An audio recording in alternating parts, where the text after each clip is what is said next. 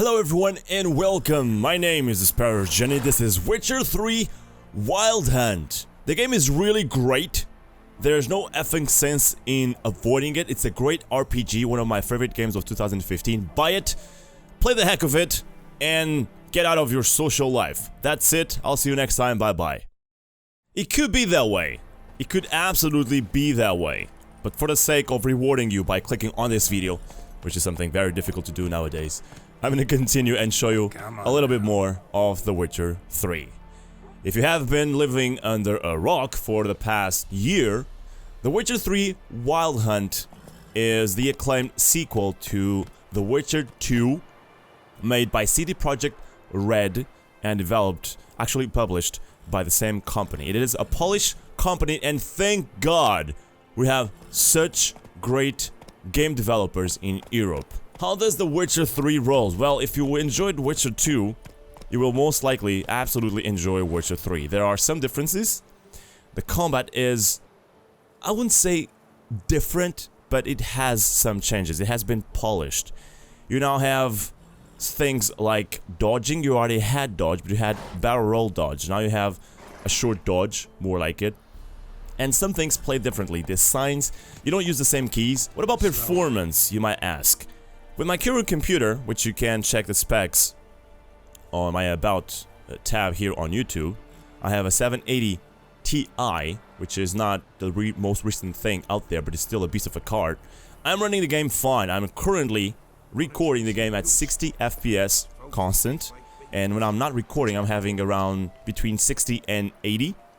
But I have to have the glorious hair technology off. Yes. You've heard me right. They have hair technology, which is, they call it NVIDIA hair.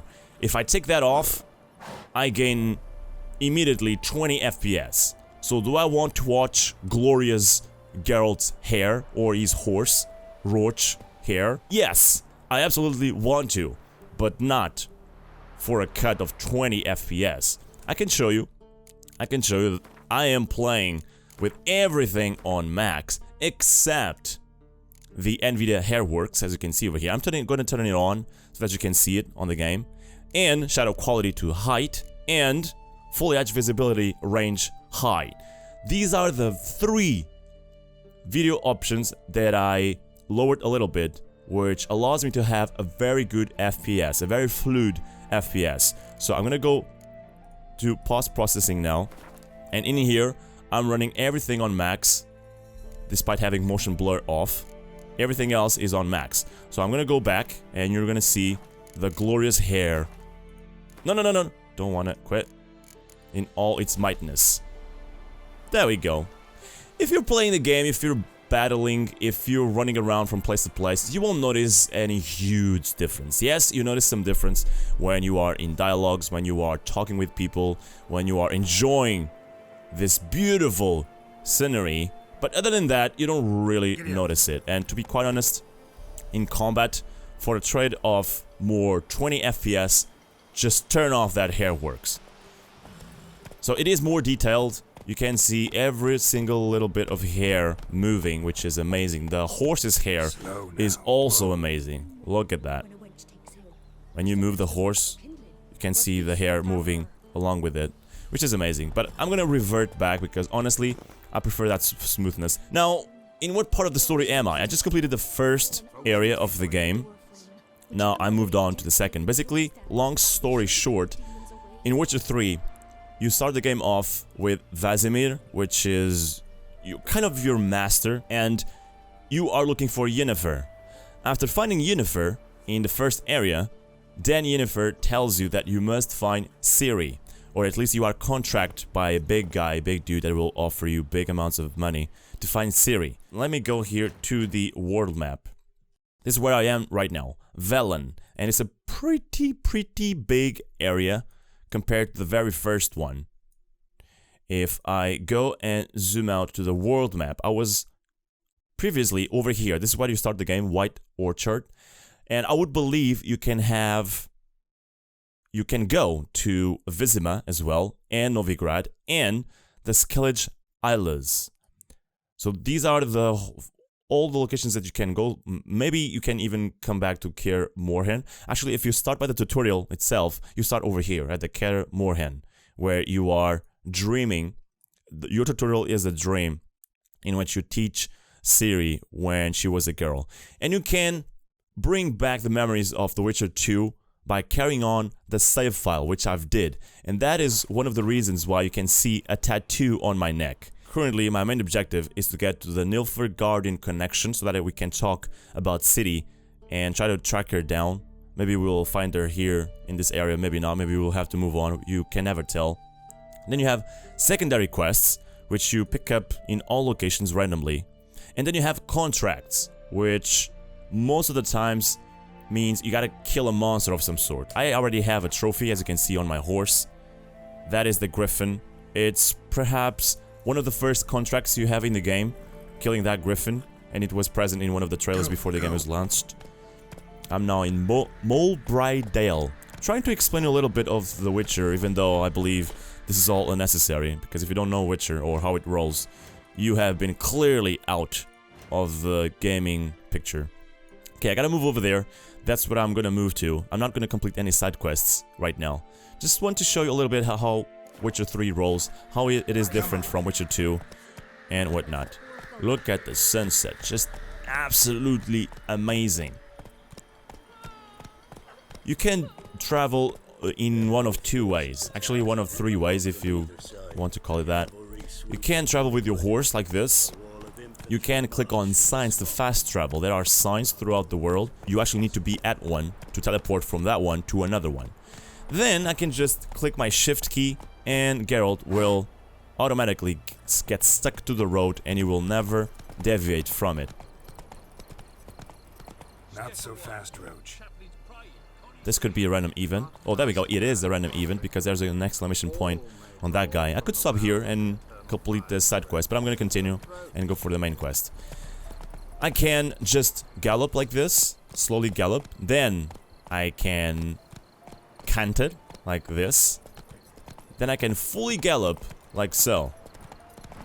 And I'm pressing shift, I'm not even pressing sideways so that Geralt can stay to the road. It has a very cool automatic magnet thing. Someone apparently needs my help.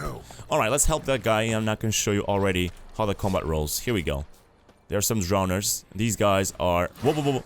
These guys are affected by... are weak to fire. So let's select the Igni sign. Do this. Let's strike him out. If I haven't said so yet, and I don't think I have, I'm playing on the max difficulty, Death March. Okay, so you can see a lot of dodging. That is one of the ways Witcher 3 rolls out. These guys are weak, apparently, because normally I get hit so many times. Don't even get me started. In 10 hours, I have my death counter to up to 30, if I'm not mistaken. So that was a little bit of show of how the combat rolls. There's a lot of dodging, there's a lot of movement, and that feels, to me, personally, you already know that I don't like this, but it feels console-ish. It feels like you're playing on a console. But that's basically how Witcher 3 or Witcher the franchise rolls, isn't it? You're not a hero. You're not supposed to sustain a lot of damage. You are this non-hero. That's why you ask for payment in every single job you pick up. Alright, let's just help this guy out. We already did, actually. Unbind me before the next ones come. When they come, I'll tend to them. Meanwhile, let's you and me chat. Like to know who I'm untying. John Verdon. Served in the 10th Maribor Division. Long way from your army. The army don't exist no more. Black One smashed it to bits. I scarpered off into the woods just before that happened. Joined a group of refugees. Fucking bursting with patriotism they were. Soon as they learned I'd abandoned Temeria in her hour of need, they beat me down. Tied me up like a turkey, left me to the drowners. Fine, I'll help. Oh, thanks. For a minute there, I was almost sure you'd leave me to die. I'd like to thank you somehow, but I've not a chip crown to my name. Tough. I'll take the loss. Thanks, Witcher. May you prosper on the path. Now that was not good. Normally Witchers always receive pavement. I'm not happy about that, but oh well. That's one more life that I saved. Maybe that can count for my path to go to heaven instead of going to hell. Now, as I've heard in one of the EGX London presentations last year, the quests branch out so much. This action might have taken a consequence further down the line. Now, you have the fast attack like this, which is left click. Then if you press shift and left click, you will do a heavy attack like that. It kinda looks different from the fast attack in the sense that you will see this kind of fire swinging, and obviously it is slower, but it does more damage as well. And if you go to the character panel over here, you can distinguish strong attacks and fast attacks. Currently, I'm going into a direction that gives me more power with fast attacks. I like to fast attack so that I can dodge the creatures better. And because I'm playing on a Death March difficulty, I could really use being fast and dodging all around. Now that we are here, I can also show you there are ability points which you get by either getting to places of power, and then you can gather some ability points from them. You can also level up. Obviously, I'm level 4 currently. I'm not sure if I'm lower level or not for this area. Something tells me that I am, because there was a level 10 point of interest in the previous area. Level 10? I left that area at level 3. So I'm not entirely sure what's up with that. Either way, this is the Combat branch. You have the Science branch, the Alchemy branch, the General branch, which usually is things just to increase your vitality and whatnot, like your stamina, your adrenaline. They have one new thing that you didn't have in Witcher 2, which is the crossbow. I can also go over here. I don't have any bombs right now. I thought I had some. Oh, there they are.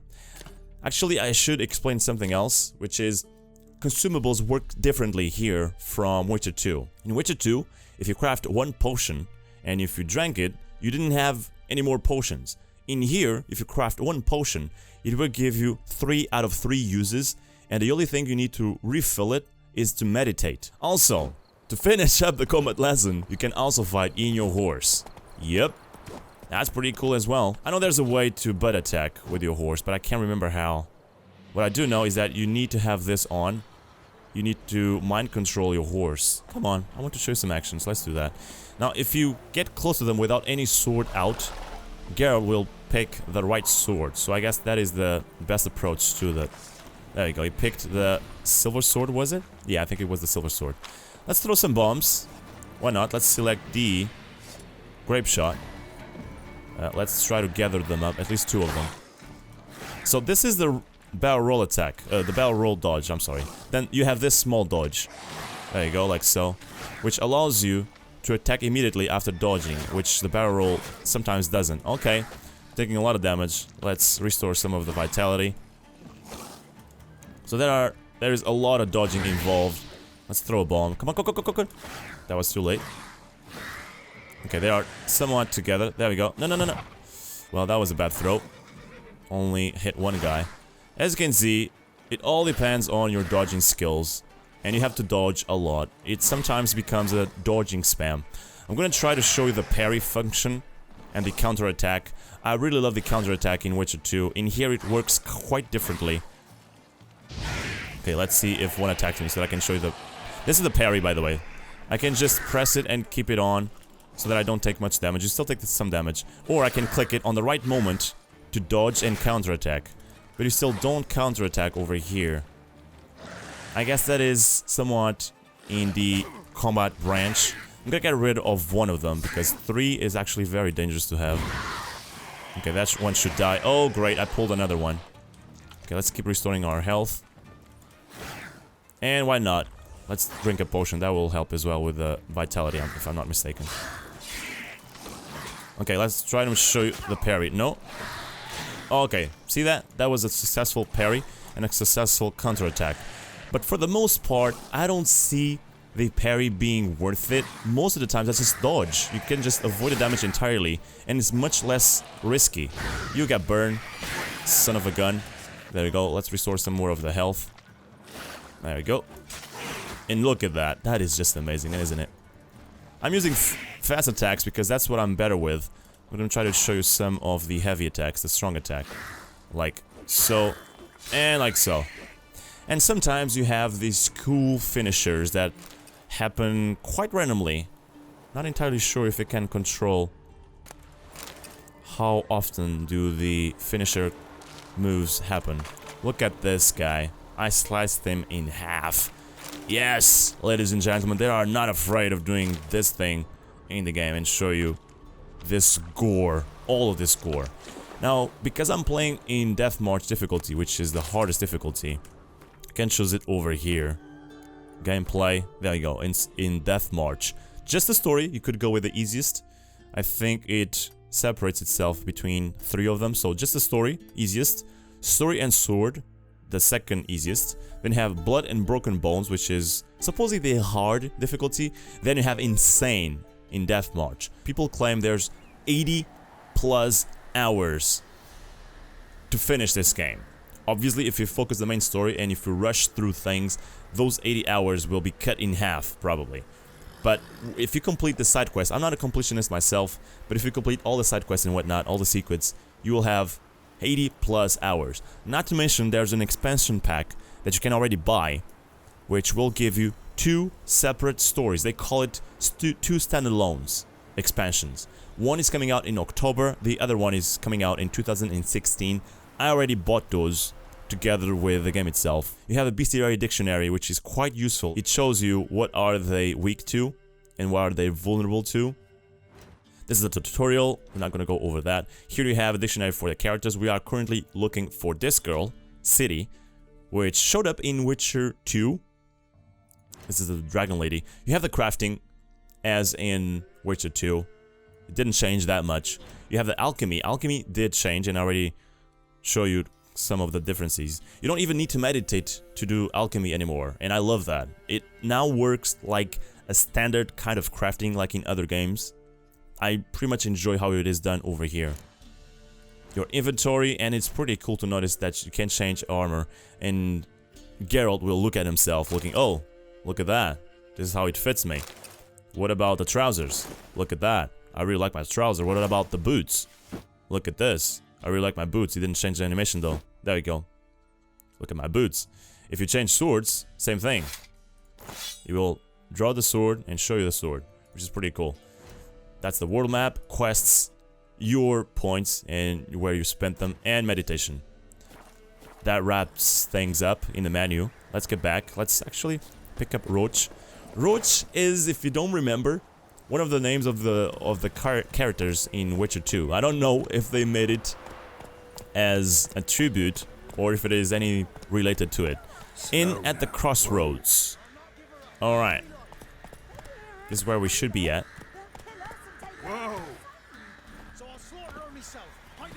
Careful with my horse. Don't do that to my horse. Here's one of the signs where you can fast travel. We're not going to do that right now, though. Let's get into the inn.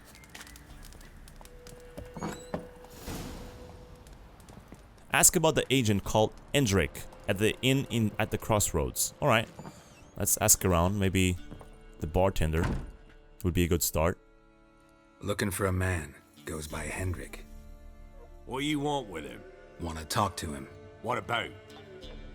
Give me a bottle of something strong.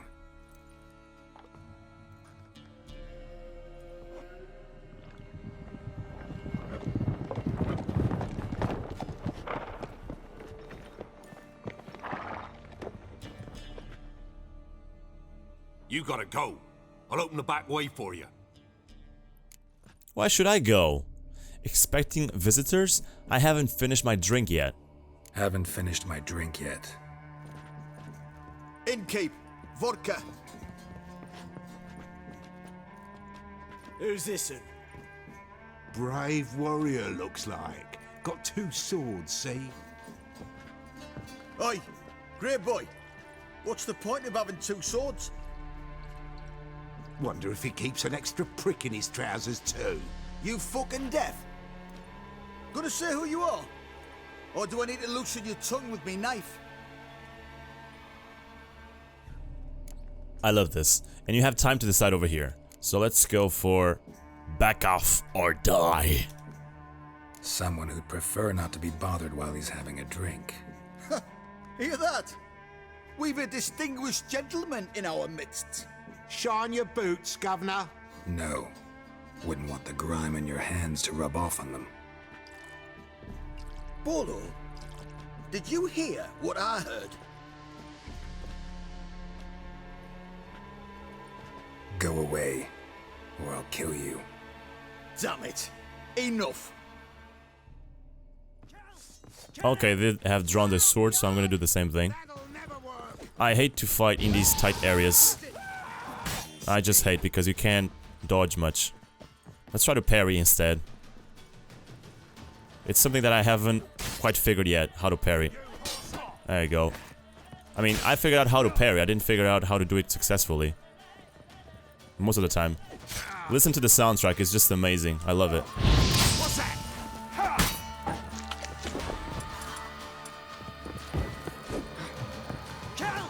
Kill him!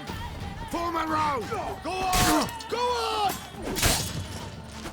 Not great. That was not great at all. I got stuck, and this is the reason why I hate to fight in Witcher 3 in tight places. The thing is, when you use parry, you successfully avoid the damage from the guy that is attacking you, but from a second one, you get always damaged. Let's bring my shield up. There you go, this will help. Whoops, that was a fail.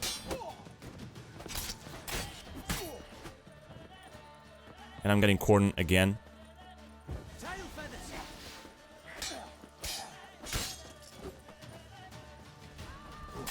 You cannot hit random civilians, which is a good news. Or I would certainly be a bad guy. Let's stun this guy. Ouch, that was a finisher move, by the way. They happen quite often. Let's get rid of this guy now. You failed, mister. And you keep failing. Ouch, look at that. Beautiful. Have you any idea what the Baron will do when he learns of this butchery? The village!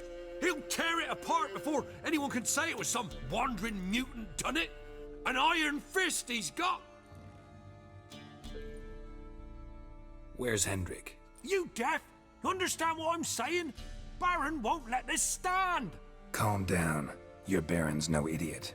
Seriously doubt he'll think you locals cut his men down with farming implements. Now where's Hendrik? Man lives in Heatherton. Don't know where that is. Other side of the hill. Looked that away this morning, saw a strange glow. Imperials on the raid, perhaps. But who knows? Anything else you can tell me about Hendrik? Odd fellow. Arrived from who knows where and for no apparent reason.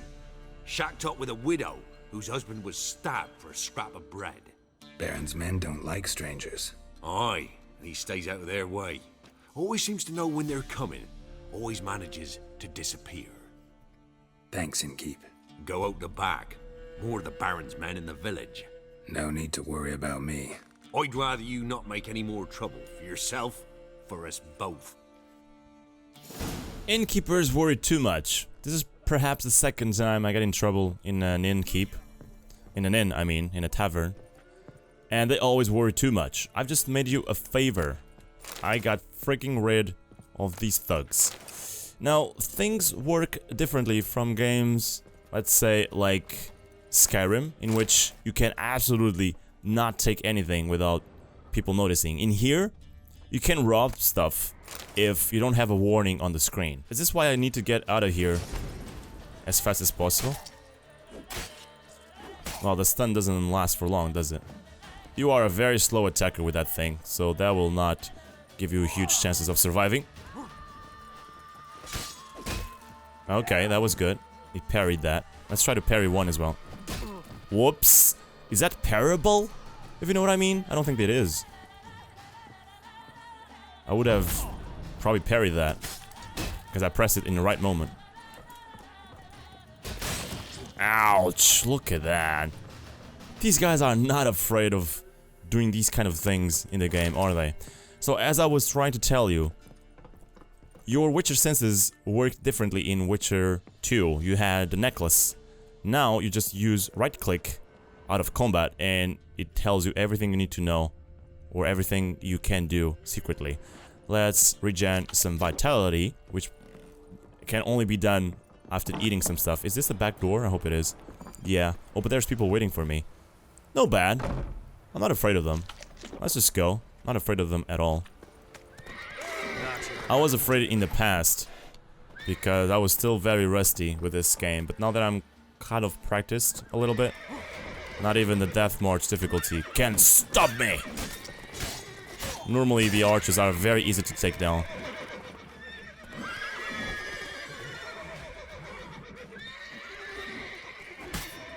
Not even using a sign. Take this.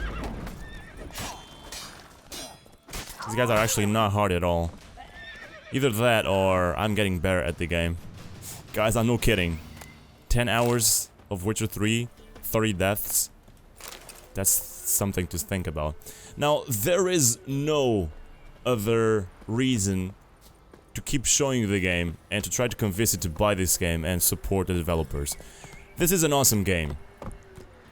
I can safely say that it's one of my favorite games of 2015. Even though, again, I haven't played until the end, obviously. And the story, how it immerses you in the world, how big the game is, how the quests branch out and interact with each other. It's just amazing. Since EGX London, I couldn't wait to get my hands on the game. And right now, I just feel like playing it non-stop without even thinking about taking a break.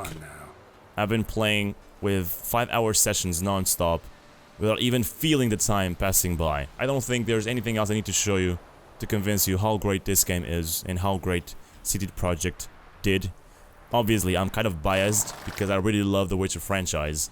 And don't take this as a full review, obviously. I haven't played the game until the end. There are a couple things that could be, you know, better here and there. But overall, one of my favorite games of 2015. I would absolutely do a Let's Play on it if the whole freaking world wasn't playing it and the whole YouTube scene wasn't out there with Let's Plays already. What I am thinking about doing, and I want to hear your opinion about it, is Let's Playing the expansion packs, which should come, the first one in October. For now, I'm gonna enjoy Witcher 3 by myself, on my streams as well. If you haven't heard of it, I have a Twitch channel, which you should join and follow. That's where I'm playing Witcher 3 most of the times. And on my free time, once in a while. Now, Geralt, let's have a time alone. Let's talk, let's venture and slice people. My name is TheSparrowsJourney, ladies and gentlemen. Please like, follow, and subscribe. Follow? More like subscribe. And I'll see you on the next one. Bye-bye. Thank you for watching, everyone. If you are looking for more, feel free to check these suggestions. As a reminder, if you're looking into buying games, considering using my G2A ref link in the description of this video. Ladies and gentlemen, I'll see you on the next one, and remember, stay above the waters.